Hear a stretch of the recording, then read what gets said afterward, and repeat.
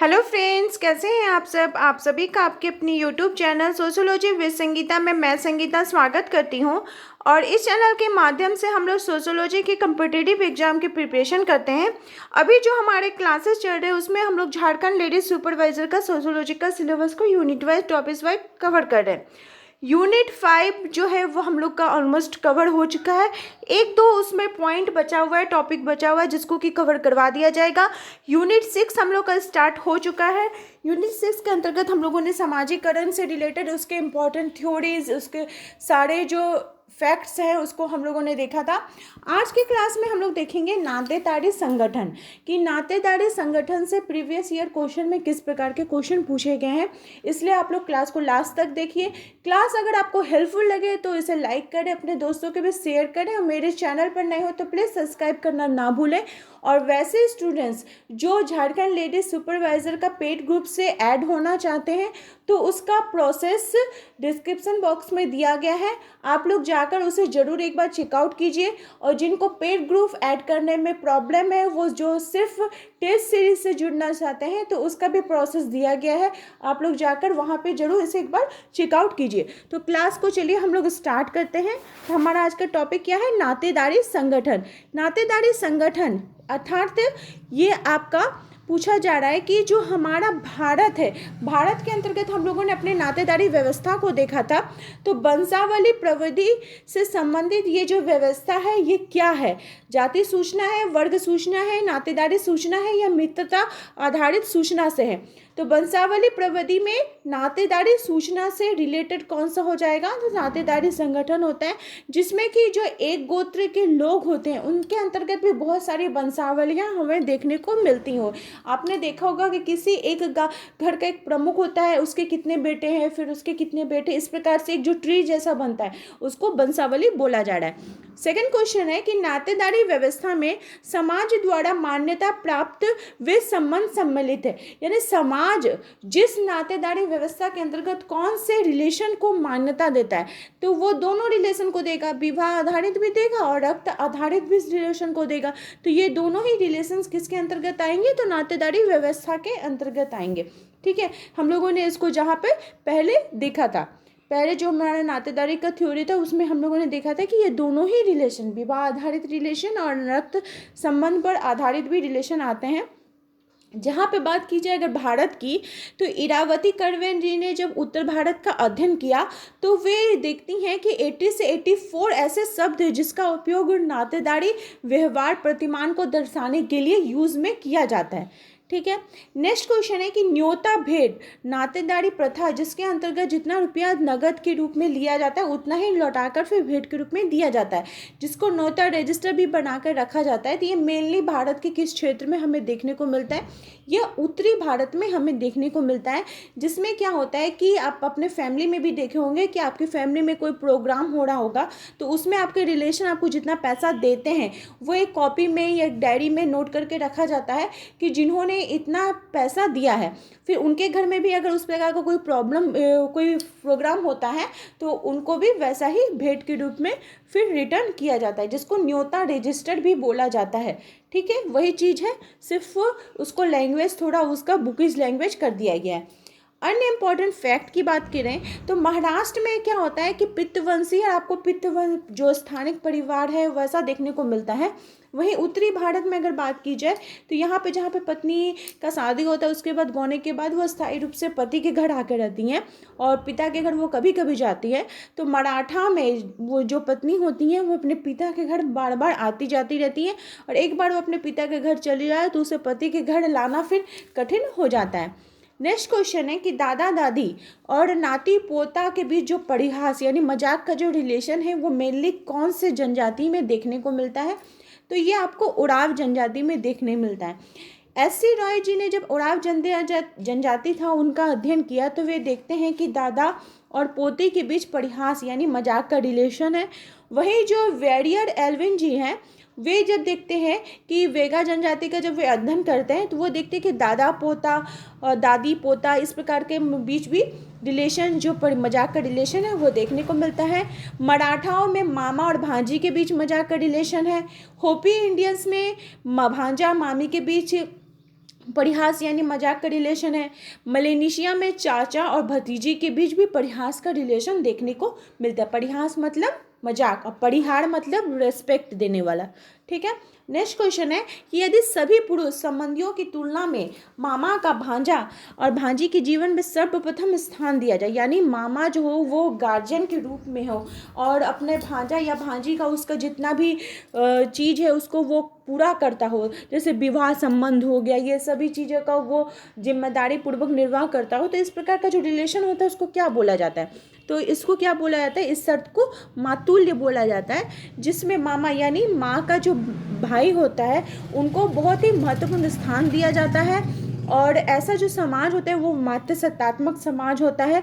इसमें जो मामा होता है वो संरक्षक और पालनकर्ता के रूप में रहता है, जिसमें वो अपने भांजा या भांजी का विवाह संबंध ये सब चीज़ का निर्वाह करने के लिए उसको जिम्मेदार वो लेता है, जिम्मेदारी वो होता है।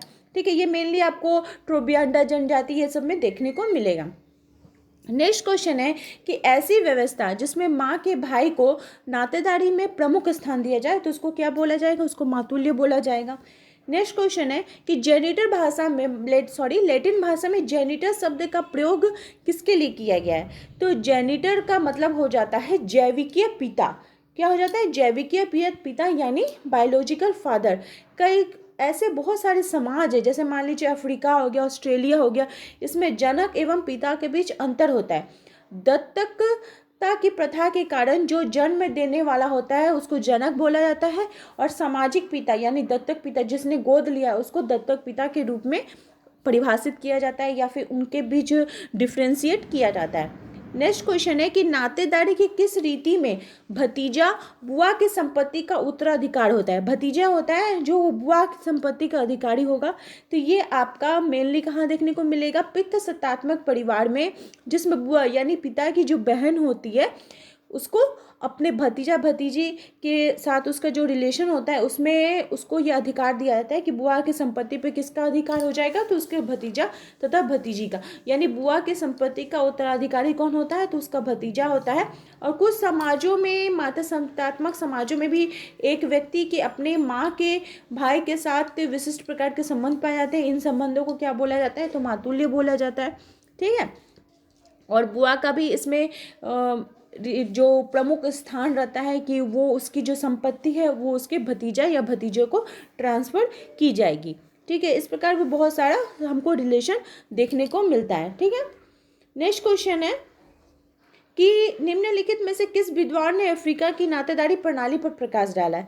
यानी अफ्रीका का जो नातेदारी प्रणाली के बारे में बात उनके द्वारा किया गया है, तो ये आपका मर्डॉक जी के द्वारा किया गया है।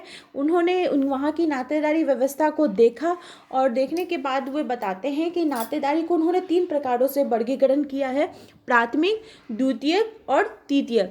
प्राथमिक में जहाँ पे आपको 8 प्रकार के नातेदारी देखने को मिलेंगे, द्वितीयक में 33 और तृतीयक में 151 प्रकार के देखने को मिलेंगे। ठीक है। जो एस.सी. दुबे जी ने उन्होंने भी 8 प्रकार के नातेदारी संबंध के बारे में बात की थी। मर्डॉक जी ने कितने प्रकार के तृतीयक संबंधों के बारे में बात की है? तो मर्डॉक जी ने तृतीयक संबंध की अगर बात की है तो कितने प्रकार की? तो 151 प्रकार की बात की है। ठीक है। मर्डॉक जी ने तृतीय संबंध कितने प्रकार की बात की है? तो 151। कितने प्रकार की? 151 प्रकार की उन्होंने बात की है। प्राथमिक 8, द्वितीयक 33 और तृतीयक 151। फिर रिपीटेड क्वेश्चन है कि मर्डॉक ने कितने प्रकार के तृतीयक नातेदारी की बात की है? तो 151 प्रकार के नातेदारी प्रकार की बात की है। द्वितीयक नातेदारी कितने प्रकार के होंगे? तो द्वितीयक नातेदारी 33 होंगे। द्वितीयक नातेदारी कितने होंगे? 33 होंगे। इस प्रकार का भी क्वेश्चन एग्जाम में पूछा जाता है। फिर नेक्स्ट क्वेश्चन है कि द्वितीयक नातेदारी के जो मर्डॉक जी के अनुसार कि वो कितने प्रकार के हैं? तो हमेशा याद रखिएगा द्वितीयक 33 है, जो प्राथमिक है वो 8 है और तृतीयक कितना है? 151 है। आई होप आप लोग को अच्छे प्रकार से याद हो गया होगा अभी तक कि जीपी मर्डॉक ने जी ने प्राथमिक कितना बताया है? 8, द्वितीय कितना बताया है? 33 और तृतीय कितना बताया है? 151। आपका जो नोट्स में है अगर 51 लिखा हुआ है तो उसको आप ठीक करके 151 कर लीजिएगा, क्योंकि हो सकता है कि लिखने के टाइम में अगर 151 नहीं लिखा हुआ, लेकिन हमेशा याद रखिएगा कि प्राथमिक 8, द्वितीयक 33 और तृतीयक कितना है तो 151 किसके अनुसार है तो जीपी मर्डॉक जी के अनुसार है। ठीक है, नेक्स्ट क्वेश्चन है कि नातेदारी का अणु शब्द किसके द्वारा गढ़ा गया है। तो नातेदारी का जो अणु ये शब्द है ये लेवी स्ट्रॉस जी के द्वारा 1969 में उन्होंने नातेदारी का अणु यानी एटम ऑफ किनशिप शब्द को गढ़ा था, जिसके अंतर्गत उन्होंने नातेदारी का अध्ययन किया और देखा कि मानवता के उदय में जब माता का भाई वो पहले से उपस्थित था, नातेदारी में एक व्यक्ति, उसकी बहन, उसकी बहन का पति और उसके बच्चे शामिल थे, इन सभी का उन्होंने अध्ययन किया था। नेक्स्ट क्वेश्चन है कि विवाह या रक्त संबंध जो लोगों को समूह में एक साथ बांधता है वो कौन सा संबंध कहलाता है। तो विवाह या रक्त संबंध पर आधारित जो संबंध होता है उसको क्या बोला जाता है, उसको नातेदारी बोला जाता है। ये परिभाषा के रूप में भी आप इसको याद रख सकते हैं। नेक्स्ट क्वेश्चन है कि व्यक्तिगत और नातेदारी शब्दावली के मिश्रण में किए जाने वाले संबोधन को टायलर ने क्या कहा है।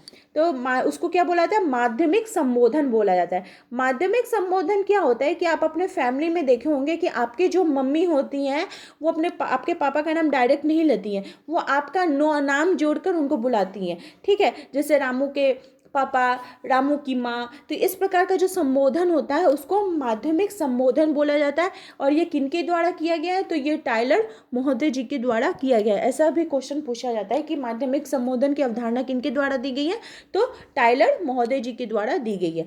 नेक्स्ट क्वेश्चन है कि एक व्यक्ति, उसका भाई और भाई के बच्चे आपस में किस प्रकार के नातेदारी के अंतर्गत आएंगे। तो एक व्यक्ति है, उसका भाई, उसके भाई के बच्चे, ये सभी किसके अंतर्गत आ जाएंगे बताइए, विवाह संबंध पर या रक्त संबंध पर। तो वो कौन सा हो जाएगा संबंध, वो रक्त संबंध पर आधारित नातेदारी हो जाएगा। इसमें मेनली क्या होता है कि जो देखिए नातेदारी तो दो प्रकार का होता है, विवाह संबंध पर आधारित और रक्त संबंध पर आधारित। विवाह संबंध जो नातेदारी होते हैं उसमें जैसे आपका बहनोई, साला, सास ससुर, मौसा, फूफा, ये सब आ जाएंगे। और रक्त संबंध पर आधारित जो नातेदारी होती है उसमें आपका भाई बहन, भतीजा भतीजी, चाचा ताऊ, ये सभी इसके अंतर्गत आपको देखने को मिलेंगे। तो आई होप आप लोगों को आज का जो क्वेश्चंस है वो हेल्पफुल लगा होगा। इसी प्रकार से आप लोग मेरे चैनल के साथ बने रहिए। मेरे चैनल के साथ बने रहने के लिए आप सभी का थैंक यू।